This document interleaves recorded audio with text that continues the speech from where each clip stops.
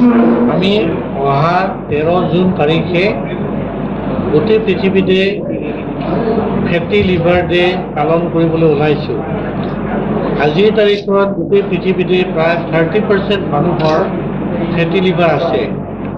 ফেটি লিভাৰটো আমাৰ কাৰণে অতি বেয়া। আগতে আমি জনা নাছিলোঁ, কিন্তু এতিয়া দেখিছোঁ যে ফেটি লিভাৰৰ পৰা গৈ পেলাই লিভাৰ ফাইব্ৰ'চিছ হয়, তাৰপিছত লিভাৰ চিৰ'চিছ হয় আৰু লিভাৰ কেঞ্চাৰ হয়, লিভাৰ ফেইলৰত গুচি যায়।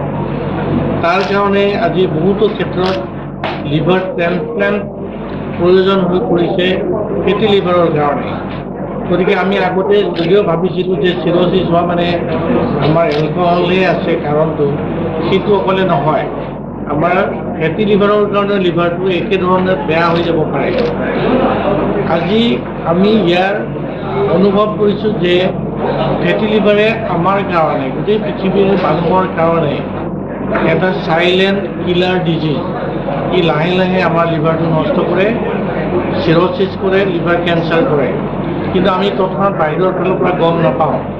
সেইকাৰণে আজি মানুহক আমি সজাগ কৰিব লাগে যাতে ফেটি লিভাৰ হোৱাৰ পৰা আমি বাহিৰত থাকিব পাৰোঁ, আগতীয়াকৈ আমি কিছুমান সকাহ ল'ব পাৰোঁ।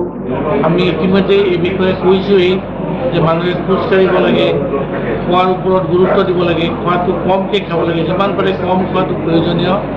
ফেটি ফুডবিলাক, জাংক ফুডবিলাক, বাহিৰত খানা খোৱাটো যিমান পাৰে আমি এভইড কৰিব লাগে। তাৰ পৰা আমি এটলিষ্ট ফেটি লিভাৰৰ পৰা আঁতৰত থাকিব পাৰিম। লাইফষ্টাইল মেনেজমেণ্টটোৱে আজিৰ দিনত আটাইতকৈ উপকাৰী বুলি জনা গৈছে আমাৰ মেডিকেল ছায়েন্সত। ইয়াৰ কাৰণে যিবিলাক দৰৱ ওলাইছে সেইবিলাক 100% গেৰাণ্টি হোৱা নাই এতিয়াও। যি ছাকচেছফুলি আমি ফেটি লিভাৰটো নিৰোগী কৰিব পাৰিম সেইটো অসম্ভৱ। গতিকে লাইফষ্টাইল মডিফিকেশ্যন যদি আমি কৰিব পাৰোঁ, ডেইলি খোজ কাঢ়িব পাৰোঁ, খোৱা লোৱাত আমি যতন ল'ব পাৰোঁ, বাহিৰত খোৱা খাদ্যবিলাক কমাই দিব পাৰোঁ, তাৰ দ্বাৰাই আমি আমাৰ ফেটি লিভাৰৰ পৰা আঁতৰত থাকিব পাৰিম। আমি নৰ্থ ইষ্ট ডাইজেষ্টিভ আৰু লিভাৰ ফাউণ্ডেশ্যনৰ ফালৰ পৰা সেইকাৰণে 13 জুন তাৰিখে ৰান ফৰ ইয়'ৰ লিভাৰ এটা প্ৰগ্ৰেম কৰিছোঁ। লতা হিল ফিল্ডত ৰাতিপুৱা 6টা বজাত আমি লগ হ'ম আৰু তাৰ পৰা নেহৰু ষ্টেডিয়ামলৈকে আমি আহিম। এইটো এটা জাষ্ট এৱাৰনেছ প্ৰগ্ৰেম। মানুহে জানক যে ফেটি লিভাৰৰ প্ৰতি আমি সজাগ হ'ব লাগে।